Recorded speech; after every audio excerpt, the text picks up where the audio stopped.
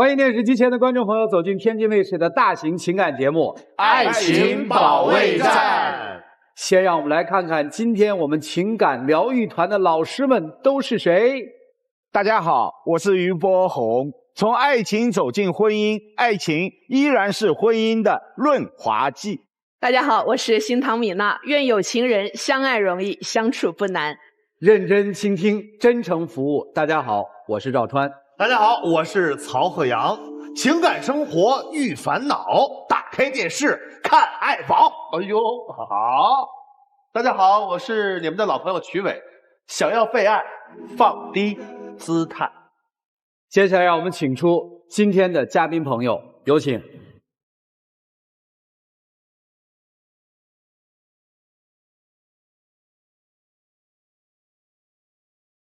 本期第一对情感嘉宾杨先生56岁，来自新疆，咨询师；魏女士55岁，来自新疆，咨询师。他们的感情遇到了什么难题呢？我太太跟我这么多年来没有过过一天好日子，我就想让她离开我。在创业啊什么的负了好多债，我就不停的去埋怨他，抱怨他。一个家庭，我觉得在这个关键的时候啊，因为是双方的责任，我想我是不会放弃他的。他对我越好，我心里面就内疚，我就想让他离开我。因为在那个时候他得了脑出血，住院以后，在重症监护室没日没夜的，只有我一个人。我想在那些日子我都不知道咋样扛过来的，但是在这个时间已经过去了，我更不能。今天来这儿是为什么呢？我太太跟着我这么多年来，真的没有过过一天好日子啊！我一直心里很内疚啊。我就希望他能离开我。好，就是您今天是来谋求跟他分手的是吧？为什么呢？什么叫一天好日子都没过呀？这个说起来话长了啊。那是在10年前了，10年前了。因为一次这个重病脑出血，然后住进了医院死里逃生我在我生命垂危的时候呢，是我的另一半一直陪着我。那更不能离开了呀。因为3个月我们都结婚了，因为我脾气很大，3天一大吵，4天一小吵，只要我喝点酒回来，他没好过的。再一个，我在单位上班，每天是看到的是很快乐的那些员工在一起。那回到家里呢，他又不爱说话，总觉得没话说，看哪不顺眼，经常就吵架。所以呢，我就拼命的工作，突然那我也就每一次也朋友多呢，也想做生意啊。那生意做了多了，那肯定难免会投资就失败了。失败了以后呢，那肯定心情就不好，每天要回到家里，那就是大吵大闹，就没有好心情。我回到家里，他不说话，就给我做饭吃饭。我说你什么也干不了，那对吧？我每天忙着，你回来不说话，我就跟他吵架，一直就这么多年来走过来。突然有一天呢，他又是想做这个，又是想做那个，反正给我讲很多事情。我说什么，他好像是谈不到一起。就少年时夫妻关系不好，经常吵架。您反思是因为您在外面顺也不好，还是不顺也不好？顺的时候觉得他不够乐观开朗，不顺的时候觉得他帮不上忙，是吧？后来人家想做一些事情的时候，你还是不认可。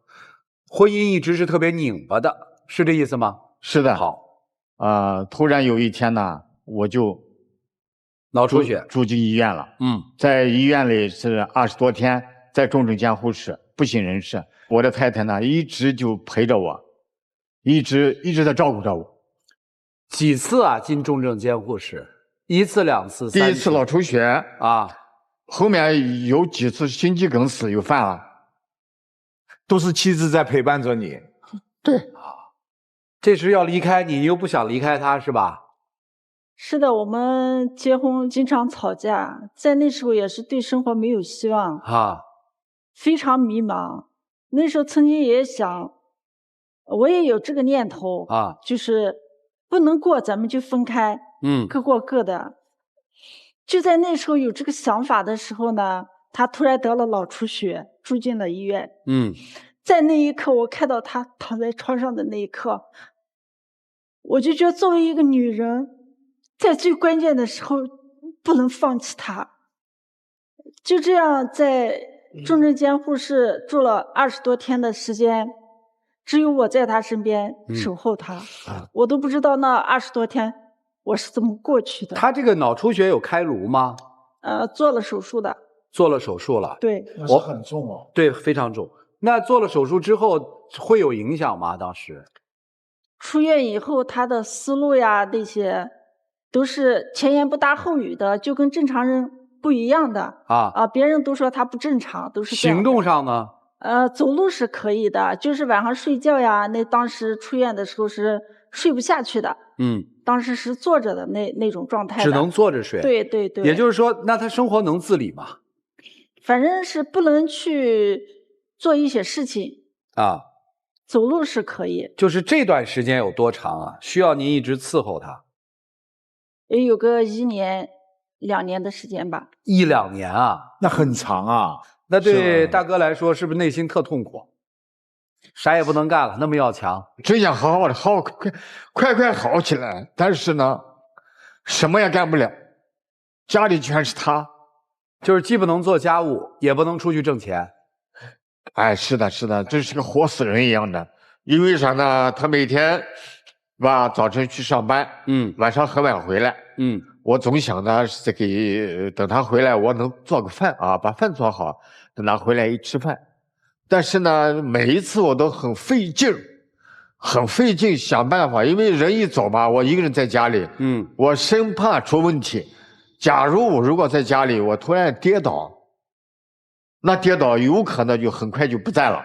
那不在了，万一很多人不知道，那等他回来，我都想到了很多东西，那我就不愿意待到房子，我愿意我就每次我就出去外面走一走，尽量有人的地方我去坐一坐，因为我害怕一个人待在家里，我害怕，因为啥？我害怕万一待在家里，那他回不来怎么办？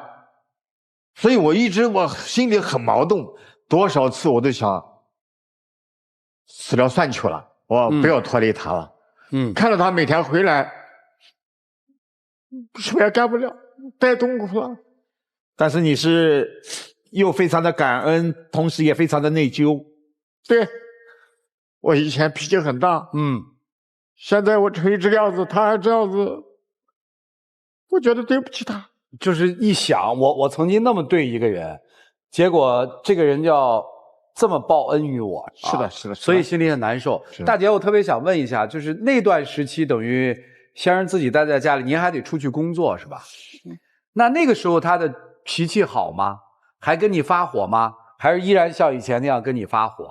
那时候是比以前是稍微好一点，只是稍微好一点。对，但是我也理解，因为一个病人他心情肯定是不好的我理解他，我就会对他有所包容那像生了这么大一场病，这么长时间，家里有没有欠一些债什么的？在养病期间，因为他啥都不能干嘛，在家里面他也想看到我一天压力那么大，他也想着自己为家庭增加一些收入呀什么，他也想着去做一些事情，但是往往可能人在那个时候就走下坡路的时候干啥都不行，就容易跳坑跳了一坑又一坑，也给家庭造成了很多的负债。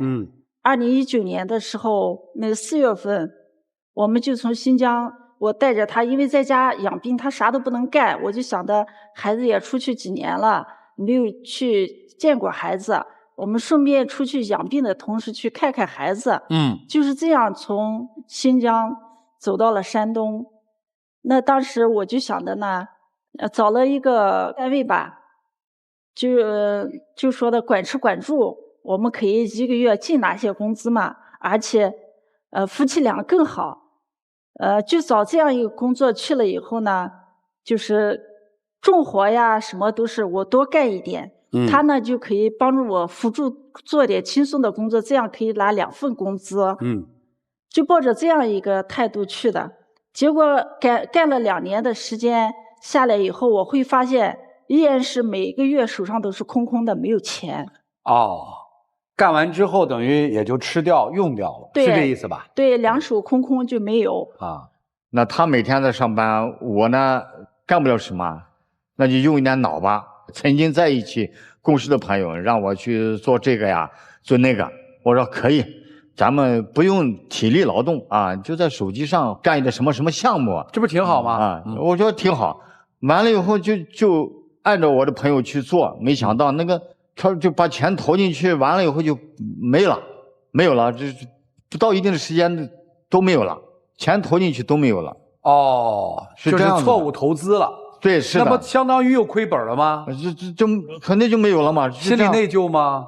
我以为是按照我的想法去，能把挣一点钱，能让他别那么费劲，不要那么。想不到又踩坑了又一坑又踩了。哎呀，这个也不可能，也不好意思给他说嘛。我以为我可以帮你减轻负担，没想到我给你带来的是更大的包袱。是的。那么后来妻子是怎么知道的？你又踩坑了，又亏了？他也有1、2张信用卡，都是我让他去办的，他这边信用卡我都对消费了，那一消费那肯定就没有办法了，债务就越来越多了，还不了了，他就知道了。欠了多少钱啊？那个时候，高峰时期欠债欠了多少？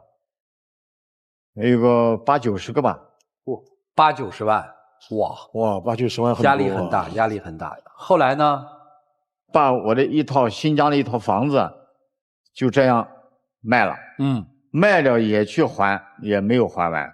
21年，然后呢，这个时候我的朋友呢，同一个朋友的这个朋友圈说呢，你可以到重庆来，听说你不是有负债啊，你到这里来，可能能帮你解决负债的问题。那好，真有这样的，我就去一下。当时我就2021年3月我就来到重庆了。到了重庆以后，条件改观了吗？改了。是指经济上有了一些收益了，还是指自己的心态变了？通过了一些学习，先要干什么，后干什么，不是一味的你想去按照我们的想法去做你想做的事情。我的思维发生变化了，心理状态也好了，经济条件也有所缓解了，对吧？是的。那为啥现在一切都好了要跟人离婚呢？我就想着这个债务把他拖累着，我总觉得首先是对不起他，因为前期来讲呢，刚结婚的时候是我脾气很大，一直没有让他过好的生活，然后现在呢好一点了，但是我总觉得是不是他不开心不快乐，我想着你呢能不能离开我，过你自己想做的生活。你看你以前你的梦想很大，你的想法很大，想做的事情我也一直拒绝，我也一直在阻挠你。现在越来越好了，我想是不是给你认为你想做的事你去做，想做什么你去做。也就是说是想通过离婚这个事儿把债务全部分割清楚，由您一个人来承担债务，然后让大姐去自由的去生活，选择她想过的日子，是这么想的是吧？是的。大姐怎么想这个事儿啊？我肯定不同意。为啥呀？因为他在生病的时候那样情况下我都没有放弃他，我现在更不可能放弃他。不是，你生病那种情况是因为在生与死的边缘嘛，对吧？少来夫妻嘛，那你肯定是有那种的。现在他这样了嘛，他也恢复了嘛，然后又心存内疚嘛，他现在想有一些东西他来背嘛，他的心理状态很好，让你有一个更舒展的一个生活方式，做自己想做的事儿，这不是一个好事儿吗？是因为离婚了，你就不用来偿还债务了，而且你也没有那个压力。你是不是看到平时妻子也是愁容满面，压力很大？因为毕竟这么大的债务。是的。我觉得家庭是2个人的责任，已经这样了，我觉得只有2个人共同去承担，才可以越来越好。确实，面对这样的状况，丈夫选择离婚。离婚是一个办法，但我认为绝对不是一个好办法。我并不是说一定要去赞美你们，因为美好的婚姻它就是在碰到艰难的时刻的相濡以沫，两个人也有争争吵吵恩恩怨怨，但是一场大病突然把两个人更加的抱在一起了。面对这样的命运多舛，最后选择不停的去经营也好，去做生意也好，最后付下了这么多的债务。生活没有假如，我并不是说你当时这个做就做错了，但是做就做在那里了。那么面对这样的一种情况，丈夫内心可能更多的就是内疚。丈夫是不是有这样的一种感觉？总感觉自己害了自己的妻子，所以你要想方设法把她摘出去。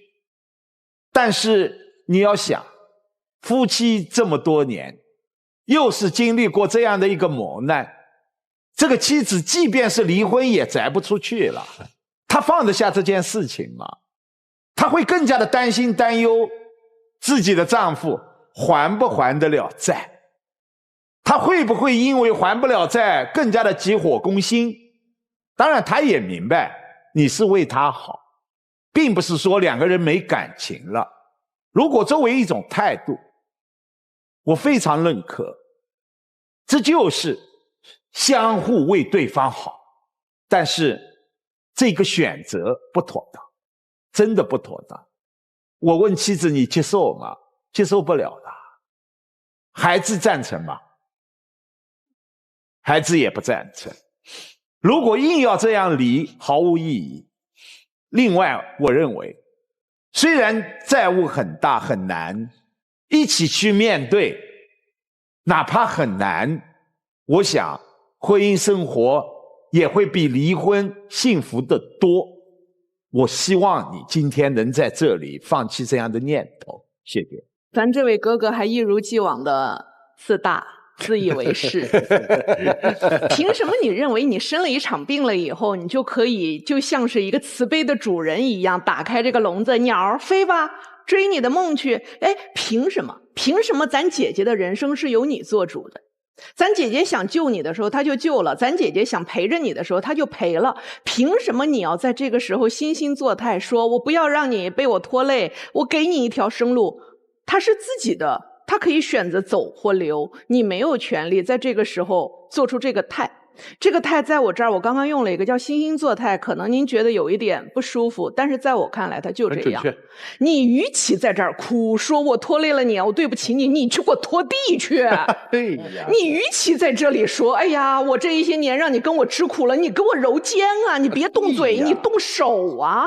我爱穿旗袍，你给我拍照啊。我爱盘头，你来帮我在后头弄卡子呀。这叫做你心里有我，你真的忏悔了。否则我就觉得是一个自尊心极强的男人，接受不了自己生病和成为妻子的包袱的时候，要反复试探的惺惺作态。我要再考验一下我老婆，老婆债务我背，你走。然后我老婆再讲义气的来一句说不，我不走。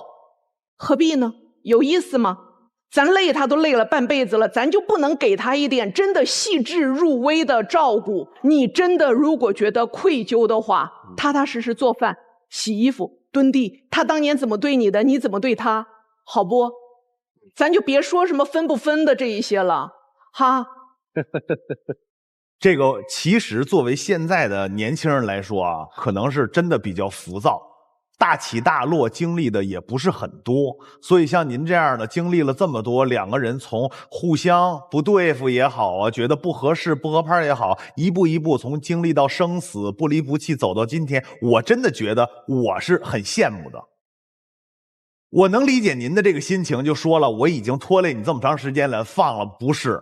我觉得真正就是您现在有独立行为能力的时候，您才是还债的时候。情债是最难还的，未来余下的好几十年去还这个情债。您现在着急忙慌就说了，我给您自由解放，我觉得您啊踏踏实实过日子吧。把未来的日子全部给您的老伴儿，我觉得这是最好的结果。大哥呀，为什么这么作？因为心虚了。以前在家庭的位置你是上面，对吧？然后大姐绝对是任你摆布的。就拿在极端情况下您还投出去就亏了80-90万这事儿来说，您可够狠的。现在突然觉得不对呀，其实实际这个家现在靠谁呢？柯大姐，你真是不想承认这个事实啊？怎么办？我得整点动静出来。如果我要是投资成功了，哎，我位置就稳固了。那可我现在不行了，我怎么办呢？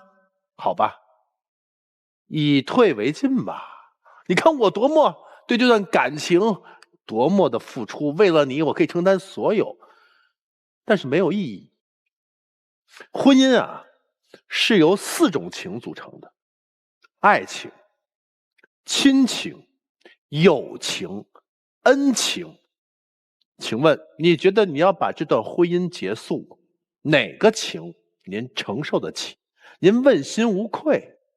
所以与其故作姿态，不如踏踏实实，让自己那颗一直异动的自大的心咱们就回归现实，别飘在空中了。咱整点实际的，对大姐好点，是吧？然后呢，咱多多沟通，哎，多一起做点力所能及的事儿就行了。记住，别去冒进，什么事儿多跟老伴儿商量商量，好不好？好，享受婚姻吧。讲一故事，问一问题，好吧？有一个妻子出了车祸，成为植物人。丈夫一直守在身边，守了10几年。终于有一天，妻子被唤醒了，醒了，好了。在他妻子恢复了这个行为能力之后，所有人都赞美说，这个男人真的好爱他老婆啊，好爱啊，不离不弃。他提出了离婚，就离掉了。这不是一个故事啊，这非常真实的一个新闻事实。就丈夫提出了离婚，丈夫提出了离婚，这为什么非要跟他离婚？你看你伺候他10几年啊，对啊，那个时候都不离不弃。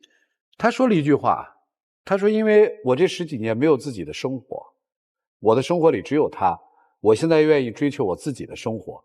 我记得这个新闻事件发生的时候，曾经在社会上引起了非常广泛的讨论，就每个人站在每个人不同的角度，都说了自己的一些观点和看法。就像今天您提出离婚这件事儿，那很多人说，你看是假的吧，就是来秀恩爱的吧。也有一些人说，哎，这大哥还挺仁义的。还有一些人说，这是一个自私的老头，自私自大的老头，说什么的都会有。其实这个不重要，重要的是内心里面到底是怎么想的。要提一个问题给大哥，如果可以选择，你们俩有一个人比另一个人能多活5年，你选择是先走还是多活？先走啊，先走。所以骨子里你还是自私。多活的人是更痛苦的，对，因为那个人走掉了。所以既然这样的话，从今天开始就不要再跟大姐那儿玩测试了，踏踏实实的过日子就行了。对，这种时候要离开，并不代表你伟大，只能代表你自私。以后别提了，多伤人的心啊，是吧，大姐？你愿意跟他在一起是吧？没有被其他人绑架吧？孩子说你不能离，这个社会说你要离了就你该付出的都付出了。现在从心理上来说，你是自由的。如果您就真的坚定说要离开大姐，一会儿你也别出来了，好不好？好吧，来，请坐，请坐，请坐。来，这2位请来。本期第2对情感嘉宾，严先生，59岁，来自新疆，退休；马女士，55岁，来自新疆，自由职业。他们遇到了什么样的情感困惑呢？关注天津卫视官方微博，参与互动，赢取惊喜好礼。精彩节目稍后继续。精彩节目马上开始。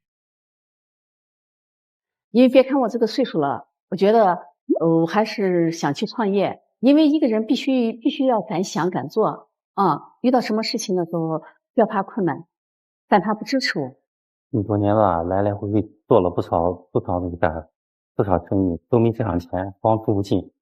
他现在呢又想惦记上一个孩子结婚买房子的钱，这我是坚决不听。虽然前面没有成功，但是我也积累了一定经验啊。我觉得这次这个生意应该是我最后的机会，我想再搏一把。希望得到他的支持，也希望得到大家的支持。你们是为啥来啊？这个我们两个现在都退休了嘛，儿子在成都工作嘛，我们所以就来到成都定居，挺好的呀。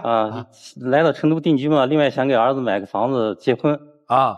但是他来了以后呢，他看这个儿子现在连女朋友也没有，他就想把这个给儿子买房子的钱拿去投资，这个我就不愿意。为啥？儿子也不高兴。哎，你们结婚到底多少年啊？30多年了。哪年结的婚啊？90年。90年就结婚了？儿子多大？32了。32岁。干嘛要把买了房子不就得了？干嘛要投资啊？怎么了？这个你让我看这大哥这说到这儿不敢说了是吧？你们家谁做主啊？我们家现在钱都是他管着的。过去呢？过去我挣的钱，也交给他，但是大部分时间他管他的钱，我管我的。哎呦，这个家庭模式挺有意思的，我们听听为什么？你们俩咋认识的？谁追的谁？是我爸爸看上他的。那时候我还在上高中，我爸爸那时候是我们连的连长。我们连的连长呢？兵团的是吧？啊，我们是兵团的，建设兵团。他从别的连队嘛调到我们这个连队来，调到我们这来了之后呢，我爸爸当连长，他当统计，就像我爸爸的勤务兵那样子。他那时候是住在宿舍里头的，经常吃饭各方面不方便啊。我爸爸嘛见他也长得帅，他爸爸嘛也是连长，我爸爸嘛就经常把他带到我们家，久而久之嘛，我爸爸肯定有那个意思。好，我毕业了，我们两个就开始就谈恋爱。主要是你有意思吧？你爸可能没这意思吧？哦，听明白，你在家肯定很厉害吧，大姐？哎呀，我在家也啊，是吧，大哥？这在家是不是你挺听他话的？也不是啊，也不是。那就行了，也不是。行，那咱往下说。你像我们那里条件都不好，我们当初那时候家里条件还算好一些的。好，那时候包了2年地，我们家还挣了一点钱啊。后来之后我就做生意了。您做生意了？我那时候我们家孩子还小，那时候孩子可能就5、6岁，我就去做了开了一门蛋糕生意啊。那时候刚开始开店的时候也真的特别的辛苦。当初他结婚的时候1个月才100多块钱啊，100多块钱当时肯定是不够花，也还养孩子。好，当时呢我就开了一个小作坊，就小蛋糕门面房嘛。每天是拉车到那个集市上去卖。白天去卖，晚上回家了就和他下了班也帮我在家里干，婆婆也帮我干，要干4、5个小时。当时也挺辛苦的。好，没过几个月以后呢，好之后我们那里有那个商品房了，之后我们就集资买了一个商品房门面房。买那个门面房呢，当时自己也没有钱，没钱呢。好，这时候他的哥哥呀，他爸爸妈妈还有我们家的爸爸妈妈嘛，都给我们借了些钱，好斗钱把那个门面房买起来了。买起来之后，我自己就反正是就开店。开店的时候也相当的辛苦，每天起早贪黑。但是2、3年的时间呢，我们也就把这个楼房的钱全部挣好了。那是挣的第1桶金的时候，在那当时还是挺不错的。女企业家是吧？女企业家的创业也不算是女企业，就当时来说嘛，就像个小老板，也就是当时。您那时候一天挣多少钱啊？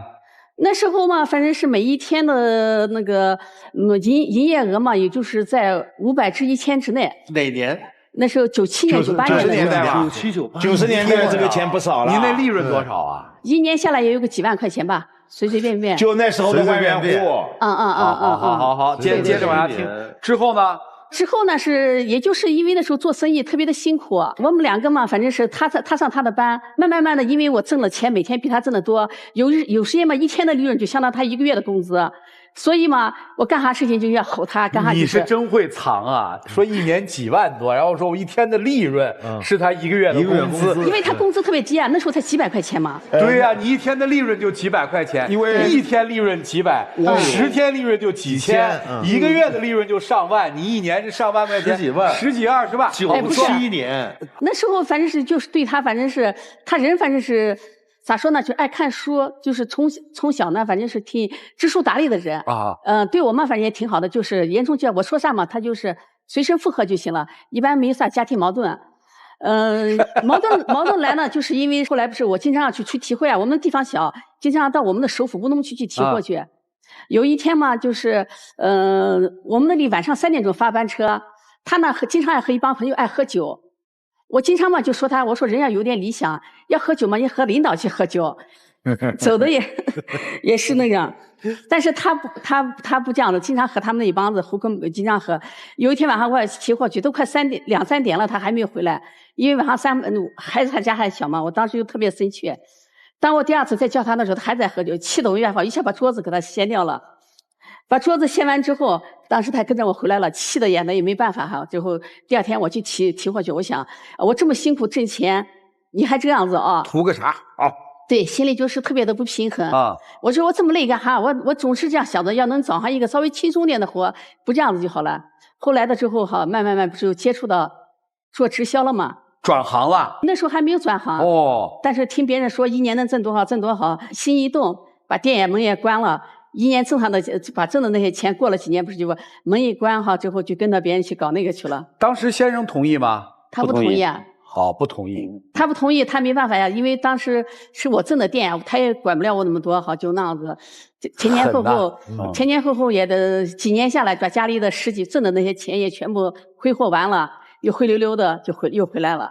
也就是说，您这买卖还不是说一直好，对，后来也败过，就失败了嘛，这不是？对，就败完之后呢？败完之后呢，重新没钱了呀，后来没钱了，那咋办？那不从教就业又重新干呀，又重新开始开小作坊，又开始干。这期间之后又加盟了美容院，又开了糕点，又开始挣钱，又这样弄来弄去，好慢慢挣点钱。后来又到市里头去，又和朋友开农家乐。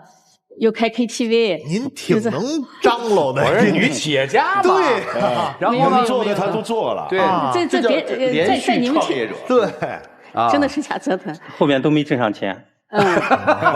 你这话打击太大了，不带这样的。我们正听得津津乐道呢，当故事听，他跑底，这叫跑底是吧？跑底了。你跑底了可就不对了，大哥啊。然后呢，没挣上钱。因为是不是讲挣上点钱又投资，挣上钱又投资。农家乐那时候生意也是挺好的，就是因为当初也是接的别人店，后来也不知道其中的很多的原因，慢的，咱人是再加上那时候打白条的人也多嘛，再说钱也没收回来，挣的钱是就那样子。后来又听别人说 KTV 挣钱，又借了些钱，然后加上自己的钱，又和别人干，做了之后，将来没想到是别人是个快倒闭的，被我们接上，你肯定是生意就不行呀。没干多久，一下子又和我朋友又亏了很多的钱，这时候就败得一塌糊涂，就在家待了1、2年。后来之后又开始重新创业，他不是哪来那么多创业的原始资金？这不都败完了吗？败完了借钱呀，我的好朋友呀，然后我的闺蜜呀。你负债再去投啊？等于我这么算啊，第1次是面包房，第2次是直销，第3次是农家乐加 KTV，现在算第4次创业了。不是还有美容院什么？美容院啊，这就都可以划在3次创业里嘛，那是一个阶段的嘛。大哥，那时候他要投资，你同意吗？不同意。那会儿有债务吗？没啥债务，那都是我挣了的钱，然后又就投进去，反正等于白玩呗，就是最后。但是这一次你再钱没了，不是就是钱没了，他现在最初的钱没了，他现在还想继续投的话，就要负债了吧？对啊，大哥是不同意，结果也没用嘛，没用了吧？刚才大哥还说我在家里说话我算话呀，没用啊啊！第4次干嘛？第4次不是刚好我的腿不是摔断了嘛，就是开 KTV 的时候摔断了，我正好在家休息的时候，别人又给我讲了一个。刚好那边的是做理疗，我就看别人看养生还挺好的。我想这个岁数了嘛，都快50岁，那时候开养生馆的时候已经快50了嘛。我想这个岁数了，开个养生的项目，因为人都对健康这一块比较在行一点。我就在别人店待了，可能做养生的做了1个多月，然后我说，哎呀，这次考察这个项目还是挺不错的。当时跟他讲的时候，他就说的，你别折腾了，也别弄了。当时养生馆的时候，他是没给我投钱。大哥，你就没有强烈的反对一下，以死相逼？因为当时呢还没，看这个表情肯定是反对，但是不管用。这大哥好像就特别那个，就逆来顺受，你知道吧？一看就是我早就怎么个意思啊？您兜里那会儿有钱吗？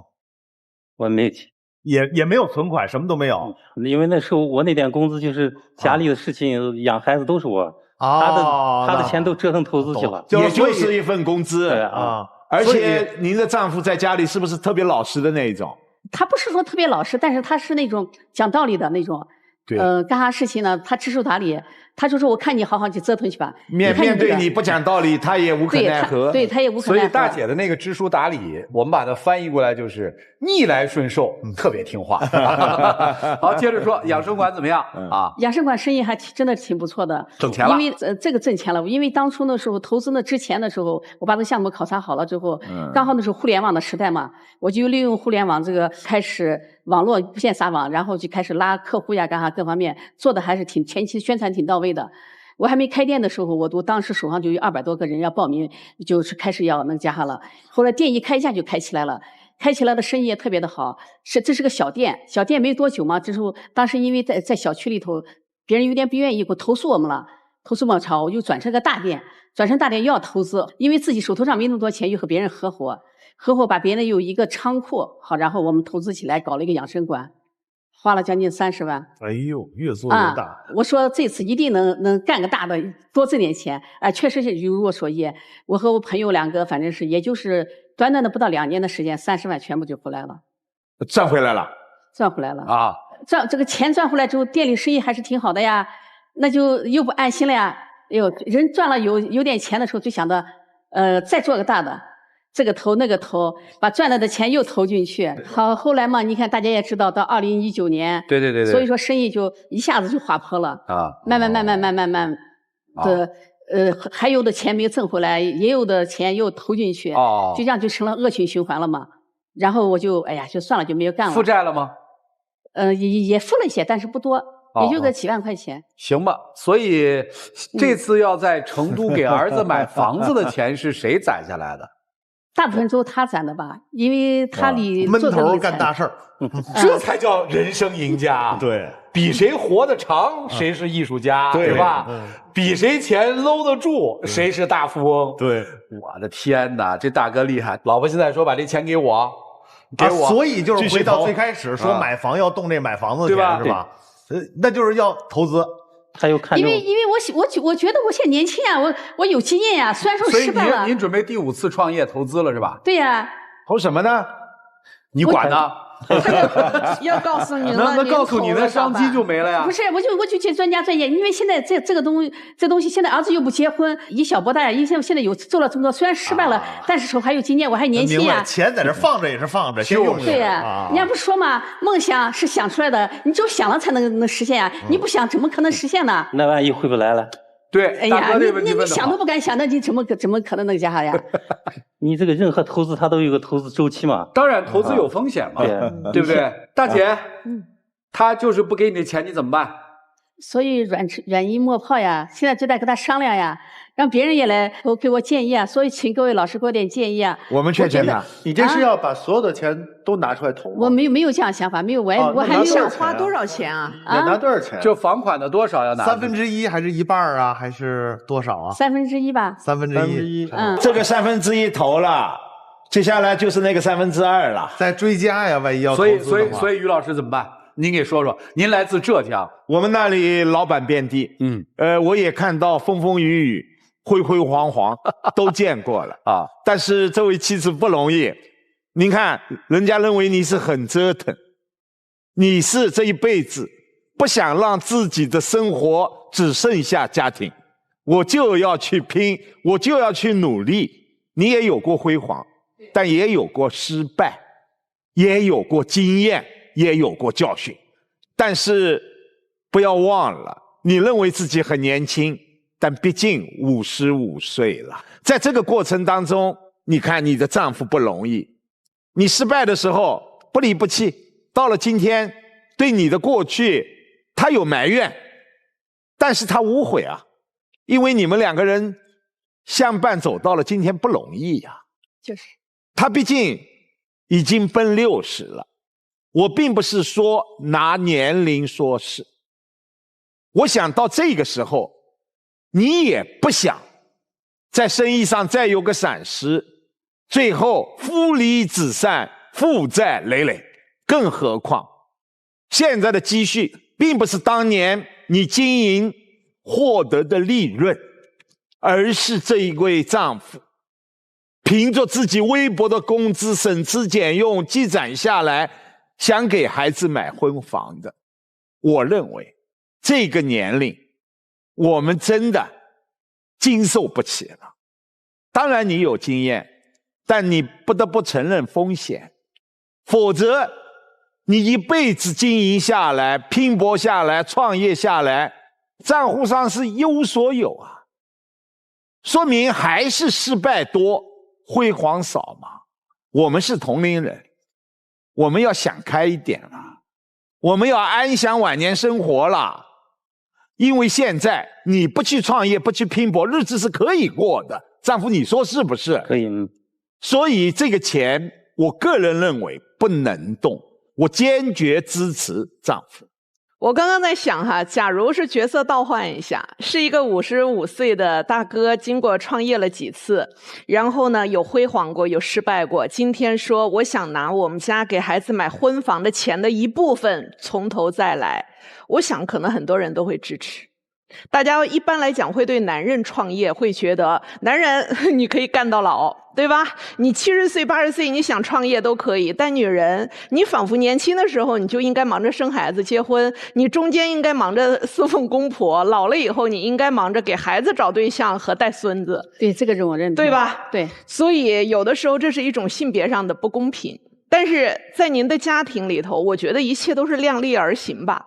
我刚刚也在想，如果处在您这个家庭角色里头，我如果是你们的亲戚，我会怎么办？我想我可能能给的意见也就是，要不咱给孩子的婚房稍微买的一个小一点的，然后给老婆一点自己能够承受得了的这样的一个亏损的，让老婆再去闯闯，因为55岁还是该闯的年纪。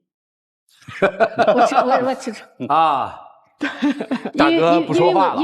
因为我觉得，虽然说有失败，但是也有经验。因为我觉得现在我还55岁嘛，还没到那七老八十坐在那躺平的时候。但是您没有听明白我刚刚说的有一个点是什么呢？是给孩子的婚房要先买好，以防刹不住你的脚。另外，给你的那一小部分其实是做好了你可能又要砸进去的这个思想准备了。而为什么会同意您砸？是因为反正家里头有这个钱，你让老婆自己快乐的知道我每天该干嘛，给我的生活剩下的几十年安排的好好的，这是提高了生活质量。我们最怕的就是到了50几岁的时候，忽然觉得我又年轻，但我仿佛又得退休。我如果让我什么都不干的话呢，我觉得我接下来的岁月不知如何安排，自个儿会颓下来了。所以这一些仅供您参考。我特别佩服您这一生丰富多彩，真是。但是我感觉您丰富多彩的背后，就是您老伴儿对您的支持，默默无闻的支持。而且呢，我是觉得您还真就挺有商业头脑的，就是摔倒了再爬起来还能挣。但是确实像刚才您说的那个，遇着特殊情况那没有办法，可能您也觉得您的才能没有得到施展的空间，还有机会。但是我是想说呀，您也得尊重一下您老伴儿的这个想法，您毕竟默默的把这房钱都攒出来了，是不是？还有一个就是孩子，您也得征求一下，毕竟是刚才米娜老师说的也对，就万一您要是1/3扔进去，您要刹不住了，再追加呢。而且我刚才想的是最折中的办法，就是您二位还年轻，把孩子的房买完了，您让您老伴儿再攒呀。再攒出1/3来，您就敞开了，随便投资。好了，这是个办法。对，来得及啊，我觉得完全来得及。也是正当闯的年纪。所以这个以后什么相声这些娱乐活动就别参加了，把这钱都攒起来，听场相声齁贵的。你出的什么主意啊？这个。其实我不想谈创业啊，我在想看通过退而不休背后折射了你们婚姻什么问题。我甚至感觉到2个字儿，叫孤独。大姐，如果你不创业，你能和老公一起安享晚年吗？你们俩有话题聊吗？你觉得生活充实吗？给你快乐和幸福感吗？大姐回答我，能吗？你说的话题真是说到我心坎上了。这么多年啊，说个内心的话，挺愧疚他的。因为做生意，你不可能在家里做生意，你肯定要往外去闯，要去走，要去跑。好，生意都是跑出来的嘛，对吧？人际交往啊，各方面肯定对他和对家里头肯定是多多少少的亏欠的。好，那我问您，您什么时候去补偿这份亏欠？您觉得什么时候合适？我现在还是有点不甘心，我觉得，我就问您，您觉得什么时候去补偿这么多年的亏欠？幸亏您没赚到什么钱，您要赚到钱了，您就不觉得亏欠了，是还是不是？不是。哦，还是会亏欠是吧？那告诉我什么时候去补偿这份亏欠？我现在都在默默的在补偿他了。你用什么手段去补偿了？在家里头对他们关心啊，做他们爱吃的东西啊，我特别会做美食呀。好啊，这样我在家里头跟老公聊天沟通吗？沟通呢。一起去旅游吗？去呢，我们只要是有空，我们都去旅游了。好的。然后您这份亏欠是到底是在补偿还是在蓄力？就为你下一次创业，我先把这事儿给铺垫了，然后他就可以同意我下次创业去了。可能这1、2年我没有钱，对吧？所以说我先来积蓄能量，然后为我下面接下来可能好几年的，我顾不上你，我先找一个理由。老公，你先说吧。你需要生活当中一个忙碌的妻子，还是需要一个可以陪你一起安享晚年的爱人？那肯定是安享晚年的。这个需求有跟他说吗？说过啊，你接收到了吗？来，妻子，你接收到了吗？所以我不想谈创业，我想谈的是2个人在一起的感情生活到底是什么。换句话说，我们去创业的目的是什么？创业目的就是为了家庭好呀，让我们的生活为了家庭好。什么叫家庭好？是经济条件较好，还是说我们心跟心在一起过日子，过平平淡淡的日子叫好？因为我跟你说啊，100%的家庭矛盾都是因为这个钱的问题。这是你认为的啊？这是我的问题，认为的。老公认为是什么？有钱的问题，也有其他的问题。当然了，但钱的问题是什么事情引起的？恰恰就是你在挣钱赔钱，挣钱赔钱，但是你不光赔的是钱，更多的是赔这么多年你们在一起的时间。时间比金钱还要贵，虽然它是免费的。所以其他创业项目我不跟你谈啊，你可能谈的比我要多，头头是道，因为你试图想说服我。我想告诉你的是，什么叫人生赢家？什么叫生活？这个需要你去好好体会一下，好不好？就这。这个开题开得太复杂，今天。对，2个家庭一样的。其实我们看它的那个内核和内质来说是一样的，这个大概代表了60年代这一代人的婚姻观，对啊，其实是具有代表性的。在这2个家庭，其实我们看到了什么呢？就是夫妻之间的互补性，都是互补的。这个脾气暴一些，妻子顺一些、柔一些；这个妻子强势一些，这个丈夫包容心、包容一些。所以你会发现到他们这个婚姻稳固的一个基石是在这儿的，在性格的这个上面的一个弥补或者叫互补，这是看到的第一层东西。看到第2层东西，我觉得真是对于中国人来说是一个新课题。对，为什么对于中国人来说是个新课题？过去我们讲50郎当岁已经老得不行了，60岁已经垂垂老矣了，70岁就不得了了，古稀之人了，对吧？对，现在你看50多岁的还是朝气蓬勃。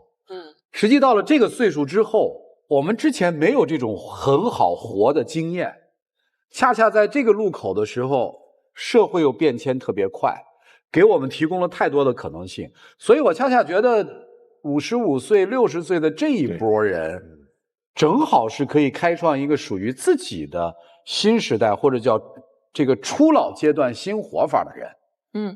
所以活法是什么？其实不知道，就是每个人都在摸索。比如大姐，您现在要摸索的是，我能不能折腾我擅长的东西？买卖是您擅长的，那让你充实，对吧？大哥可能除了对这个财产的担心之外，就财产损失的担心之外，还有一部分东西就是忙了一辈子，2个人在一起，咱多待待，对，是吧？他的需求在这儿，并不是说他不愿意你去创业，没有阻止的。这大哥更那个了，咱说不好听的话，他现在有点闹娇，你知道吧？哎呀，你还是多关怀我一些，我年轻时候对你不好啊，你得对我好一些。但是要找一些，我个人觉得是一些新的目标和新的方向。年轻的时候应该是分开的，你有你的目标，我尊重，我支持。可能是不是到了这个岁数，咱们探讨啊，是不是应该有共同的目标？而不是再是一个人的目标了。其实到了这个岁数，我们需要更多的是互相陪伴，对，共同做一件事情。比如说您的这个创业里面，如果是有大哥这个规划在里头的，又恰恰有他的一部分的兴趣爱好什么的，那我觉得就特别好，大哥也不会反对。应该是这种东西。但是话说过来啊，这是我一个内心的想表达的一个，就是您说，因为今天来参加这个节目嘛，还有一个最根据的，我觉得这个一个家庭的和睦是两个人相互的。这么多年，你看我们家老公他一直默默的，虽然说是我强势点，他要是要一般的男的话，要没有这种包容心，他也家庭早都分裂了，这么折腾，把家里钱折腾来，所以说人家包容啊，对，包容心。还有一个真的是相互的。你看，在我30岁过生日那一年啊，我们那个地方当时是没有花店的。我过生日那天，我们该吃饭了，好，我们一帮小姐妹该吃饭了的时候，她突然不在了。那时候还没有手机嘛，当时我就问她到哪去了。过了好一阵子，她回来了，她给我买了一个这么大一束鲜花，她说网上订的，从邮局，我们那时候还从邮局里买，然后订上来。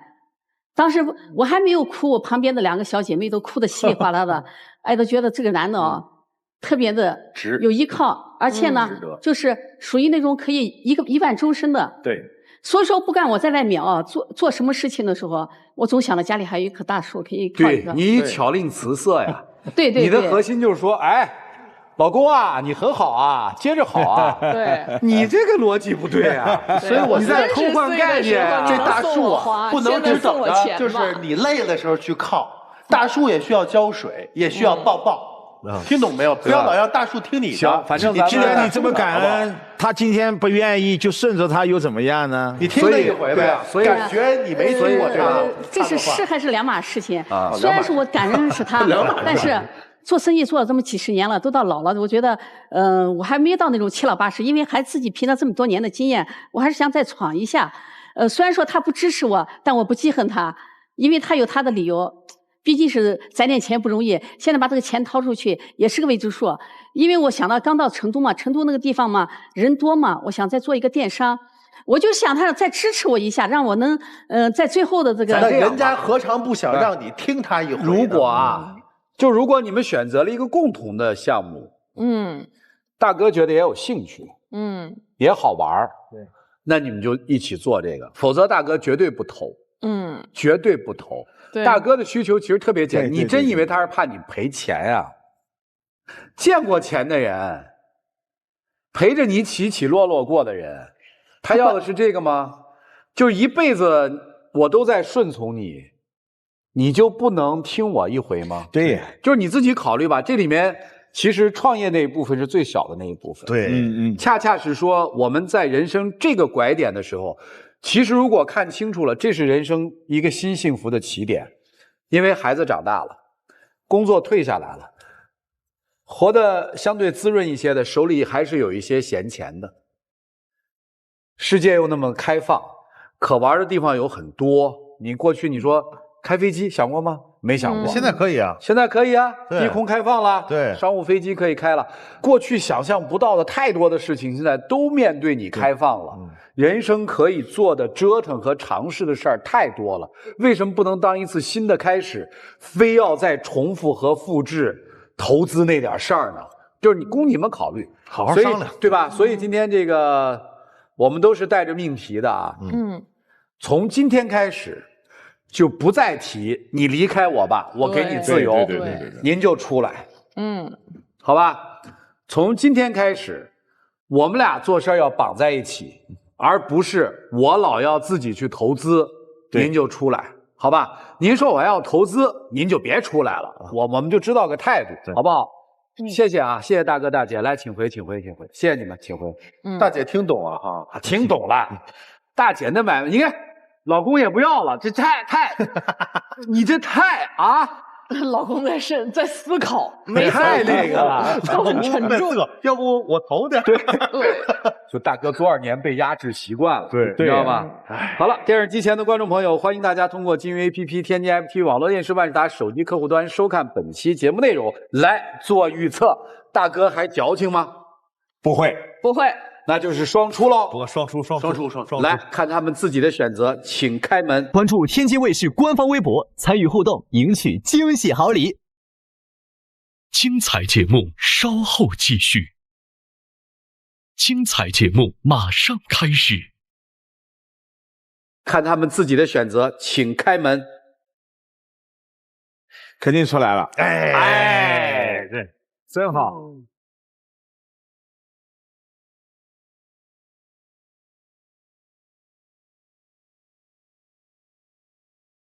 说实话啊，你要从身高上来看，你就想象不出大哥也曾经在家里面能那么生猛过。对呀，来吧，我们见证一下你们的幸福时刻，拥抱一下，好不好？多抱一会儿，来，哎呦，多抱会儿，多抱会儿。我太太跟着我这么多年来，真的没有过过一天好日子。一刻，我看到他躺在床上的那一刻，在最关键的时候不能放弃他。好，请亮灯啊！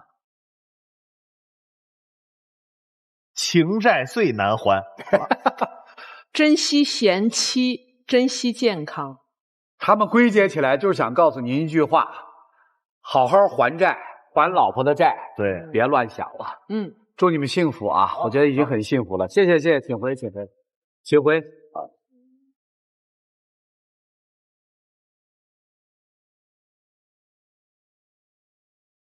这个年龄，生活可以重新开始。会幸福的。好了，电视机前的观众朋友，我们节目的唯一官方报名热线是0223606301，情感困惑的观众可以来电报名，不收取任何的费用，小心被骗。接下来我们当然要预测一下了，大姐还会继续投资吗？啊，我认为这一次大姐会顺自己丈夫一次。她要会的话，她可就不出来了啊。对啊，您是出来对吗？我是不出。出。好，就我一个人说不出。来，我们看看他们自己的选择是怎样的，请开门啊。肯定来了啊，没了，现在还看不见。出来了，肯定的呀，怎么可能呢？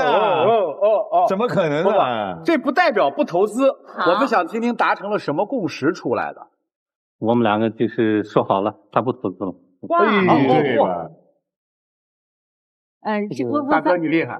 不是，刚才我还是听你的话，我觉得你说的有道理。现在可以干的事情那么多，真的太多了，不需要非要把家里的钱拿上那么多去投资去。真的，说的专家还是专家啊？您说的太对了。说你们专家还是专家啊？来，接下来我们一起见证属于这对恩爱夫妻的幸福时刻。来抱一下，抱一抱，抱一抱，多抱一会儿，多抱一会儿。那个镜头留下来好。谢谢你，谢谢你。哎呦呦，哎呀。来，请亮灯啊！这就是感情债。你看大姐依依不舍，灯都亮了。哎呦喂！这样拿出1/3的房款，你们俩饶世界，别听相声了，饶世界玩去，且玩了。对，大姐，您这辈子最好的投资就是你老公，投资到了你老公身上，找到了他。谢谢你，谢谢。你是赢家了，已经。不是你们就没说大姐她爹呀？眼光，世上千里马常有，伯乐不常有。这爹哈了个好女，那是那个是吧？对，战略投资人。对，谢谢，祝你们幸福啊！祝你们幸福，谢谢，请回。啊。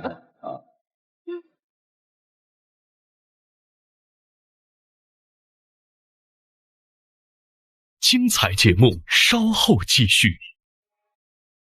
精彩节目马上开始。好了，电视机前的观众朋友，再一次感谢您的收看和陪伴，我们下期节目再见，谢谢大家，拜拜。